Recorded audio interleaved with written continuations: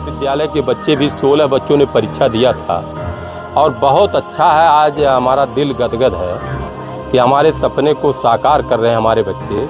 16 में 13 बच्चों ने बाजी मारी है।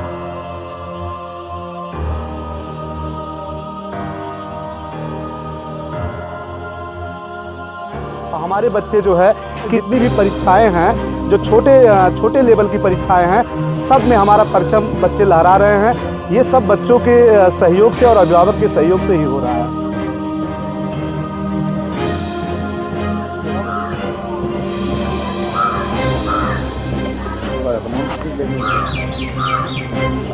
स्वागत है आप सभी का। आप देख रहे हैं सिटी समाचार। मैं हूं सदर आलम खान। जैसा कि हम आपको बता दें कि एजुकेशन को लेकर हमेशा हमारा चैनल कुछ न कुछ नया आपके पास रखता है। हमेशा राम सुरेश चौरसिया शिशु विद्यालय के बच्चों ने जो काम किया शिक्षा के क्षेत्र में, जो बेहतर अचीवमेंट हासिल किया है, हम हमेशा अपने चैनल के माध्यम से आपके सामने रखते हैं। 16 बच्चों ने जो है प्रवेश परीक्षा दी थी, जिसमें 13 बच्चों ने अचीवमेंट हासिल किया है। आज उनका सम्मान समारोह है। हम आपको दिखाते हैं कि पीछे जो है ये बच्चे हैं जिन्होंने माला पहना हुआ है। इन बच्चों ने जो है अचीवमेंट हासिल किया है और इन बच्चों की क्या प्रेरणा है आगे बढ़ने की।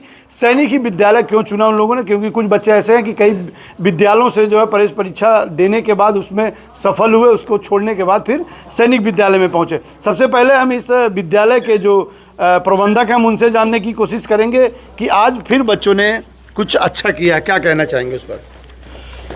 आज रात को यानी 22 तारीख के रात को अखिल भारतीय सैनिक स्कूल का रिजल्ट आया। उसमें हम लोग अभी पिछले साल से हम लोगों ने शुरुआत किया। पिछले साल भी हमारे 4 बच्चे आए थे, 6-7 बच्चे फार्म भरे थे। अब की साल 16 बच्चों ने फार्म डाला। अब 16 में हम लोगों को 13 बच्चे से सफलता दे दिए।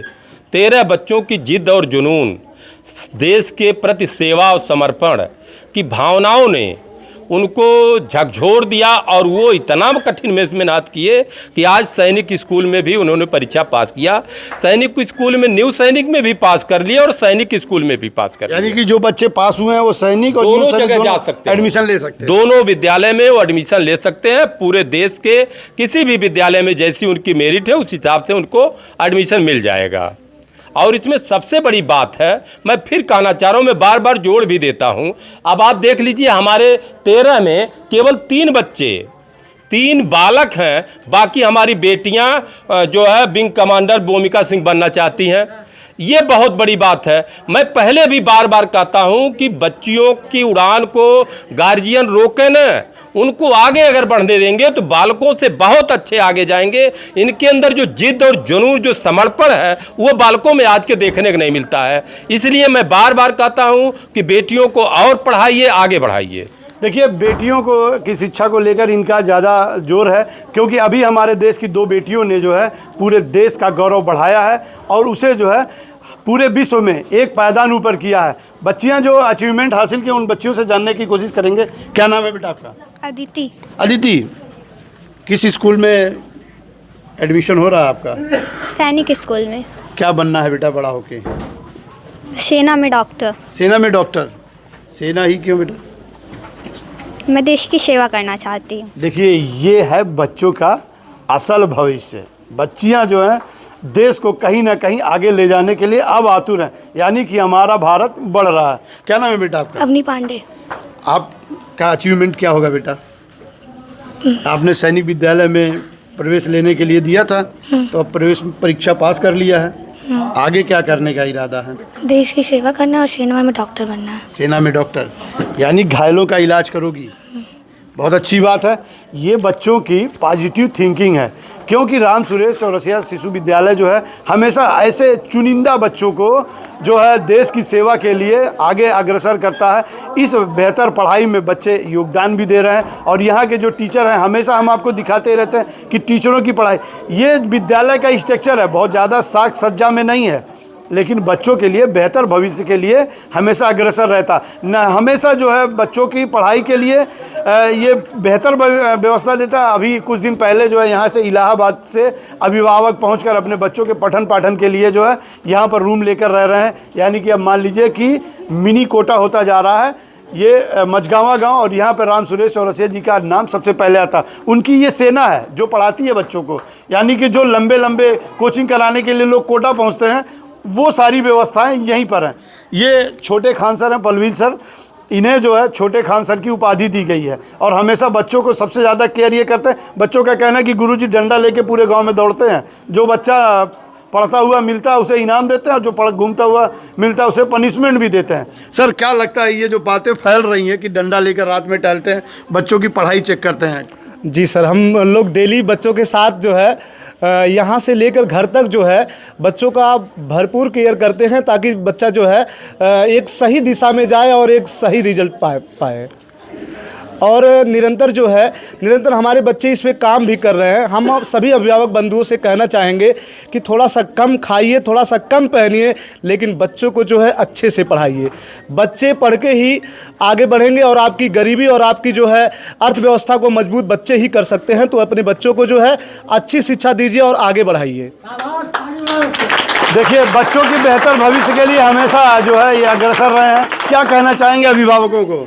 अभिभावकों को ये कहना चाहेंगे कि जो है आप लोग थोड़ा सा बच्चों को कंपटीशन बेस से पढ़ाइए, ताकि बच्चों में पहले से ही कंपटीशन अगर बना रहेगा तो वो बड़े होकर जो है हमारे देश के जो सैनिक हैं, हमारे देश के जो आईएएस अफसर हैं और बहुत सारे पद हैं वो पा सकते हैं इस तरह से।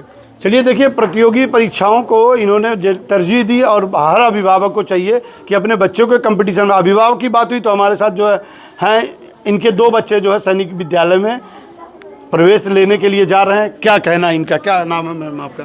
मैम सर, मेरा शशि पांडे। आपके 2 बच्चे जी सर, जी क्या कैसा लग रहा है? बहुत अच्छा लग रहा है सर। मेरी बड़ी वाली बेटी नवोदय और सैनिक दोनों में हुई है सर। अच्छा जी सर, बहुत अच्छा लग रहा है। कहाँ से आती हैं आप? वाली मोहली से सर। मोहली से आती जी हैं? सर। वहाँ से डेली बच्चे अब? जी सर, पूरा साल बच्चे यहाँ पढ़े हैं और खान सर ने बहुत तैयारी कराई है, बहुत मेहनत की है। यहाँ पे पैसा बिल्कुल नहीं है, पढ़ाई नंबर 1 पे है, टॉप 1 पे है सर। कभी आपको ऐसा नहीं लगा कि आपके बच्चे नीचे बैठ नहीं सर, नहीं सर, कभी नहीं लगा सर।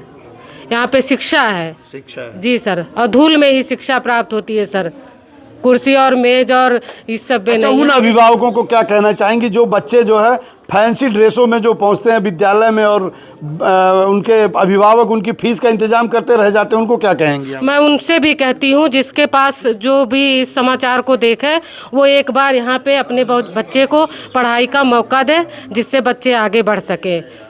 देखिए, मैं एक रिपोर्टर हूँ और हमेशा जो है हमने एजुकेशन को तरजीह दी है, लेकिन अभी अमूमन जो अभिभावक हैं, अभी ये अभिभावक इनके 2 बच्चे जो है इन्हीं धूल मिट्टी में बैठकर बेहतरीन परीक्षाओं में अचीवमेंट किए हैं और उनके बच्चे बेहतर विद्यालयों में जा रहे हैं। कभी कभी ऐसा होता है कि अगर जरा सा टीचरों की तरफ से या स्कूल प्रबंधन की तरफ से जरा सी कड़ाई अगर की जाती है तो कुछ अभिभावकों के मन में एक टीस पैदा होती है कि उनके बच्चों के साथ गलत व्यवहार किया जाता है। लेकिन कहते हैं कि कीचड़ में ही कमल खिलता है। राम सुरेश चौरसिया विद्यालय जो ऐसा है कि हमेशा हर ऐसे प्रतियोगी परीक्षाओं में उनके बच्चे बैठते हैं और बेहतर रिजल्ट लेकर आते हैं। हमारे साथ एक अभिभावक जो काफ़ी दूर से आए हुए हैं, उनसे जानने की कोशिश करेंगे आखिर यहाँ पहुँचे कैसे। क्या नाम है आपका? जी, हमारा नाम अजय कुमार है सर। कहाँ से आए हैं आप? हम प्रयागराज से आए हैं सर। अच्छा, प्रयागराज से आप यहाँ हैं अपने बच्चे को पढ़ाने के लिए? पढ़ाने के लिए आए हैं सर। क्या व्यवस्था है यहाँ आपने देखी कि प्रयाग से यहाँ पहुँच गए? ये सर आप लोगों का बहुत ही आभार है कि जो कि आप लोग मीडिया के माध्यम से हमको जानकारी मिली और मैं यहाँ पर आया हूँ और बच्चे का वहाँ पे ढंग से पढ़ाई। हमारा खैर वो हब है सर, पढ़ाई के मामले में प्रयागराज हब है, लेकिन हम देखते हुए वहाँ के कल्चर को देखते हुए सर हम इधर आना पड़ा। सर का व्यवहार और इतना अच्छा इनका पढ़ाई के देखते हुए हम झुकना हमको इधर पड़ा है और मैं इनके बहुत ही आभारी हैं सर कि इनसे प्रभावित भी हैं, इसलिए हम यहाँ पर लेके आए हैं सर। कितना खर्च होता है यहाँ पर? सर खर्चा कुछ नहीं आ रहा है, अभी मैं ड्राइवर हूँ सर। अच्छा, ड्राइवर हैं? जी सर। और खर्चा के हिसाब से अगर देखा जाए तो कुछ भी नहीं होता है और यहाँ पर रहने को भी फ्री दे रहे हैं सर। साथ अगर आपके पास फीस भी नहीं है तो भी पढ़ाते हैं सर और आगे बढ़ाते हैं। और देखिए आज के डेट पे भगवान की कृपा से आपको 13 बच्चे आए हुए हैं सैनिक स्कूल में। इसी को देखते हुए आदमी ढंग के आ रहा है सर। देखिए ये बहुत बड़ी बात है। और एक बात हमें और पता चली है, क्योंकि हम हमेशा जो है राम सुरेश चौरसिया शिशु विद्यालय के बच्चों के अचीवमेंट के बारे में दिखाते हैं, यहाँ के अध्यापकों के बारे में जानकारी लेते हैं। हमारे साथ राम सुरेश चौरसिया जी हैं, ये भी पहले पेशे से एक मास्टर हैं, रह चुके हैं और अभी जिला पंचायत सदस्य भी हैं। इनकी भी पढ़ाई एक नंबर की होती थी। ये भी जब पढ़ाते थे तो लोगों के दिमाग में उनका प्रश्न और क्वेश्चन इनके सामने आने से ही उत्पन्न हो जाते थे।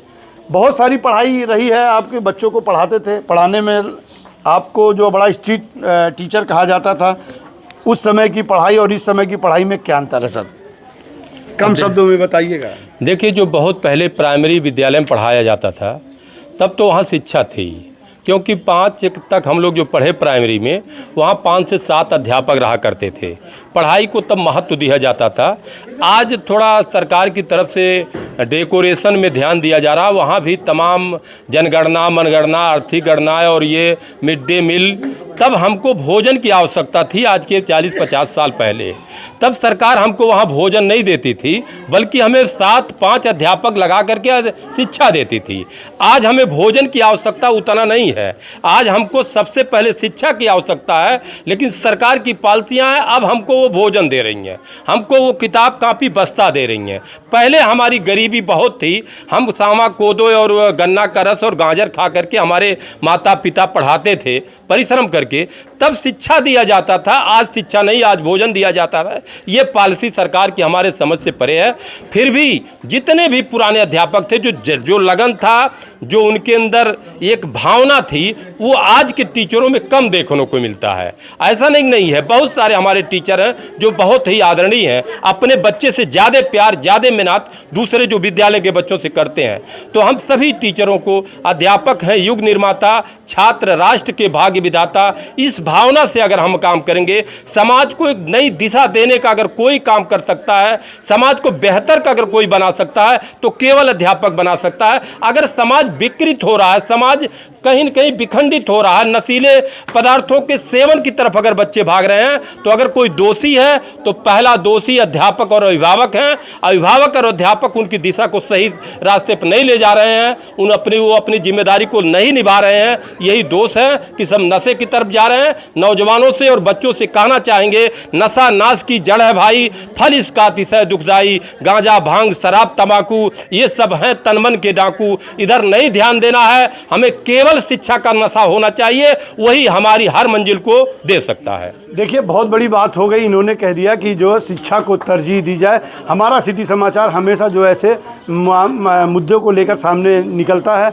और राम सुरेश चौरसिया शिशु विद्यालय के बच्चे निरंतर कुछ न कुछ अचीवमेंट करते रहते हैं। हालांकि शिक्षा को महत्व देना हर अभिभावक का कर्तव्य होना चाहिए, और बच्चों को बेहतर रास्ते पर लाना उनका दायित्व होना चाहिए। उसके बाद निखारना वहाँ के अध्यापकों का। फिलहाल सिटी समाचार इस तरह की जो अचीवमेंट के लेकर हमेशा आपके सामने खड़ा रहेगा। तब तक के लिए बने रहिए आप सिटी समाचार से।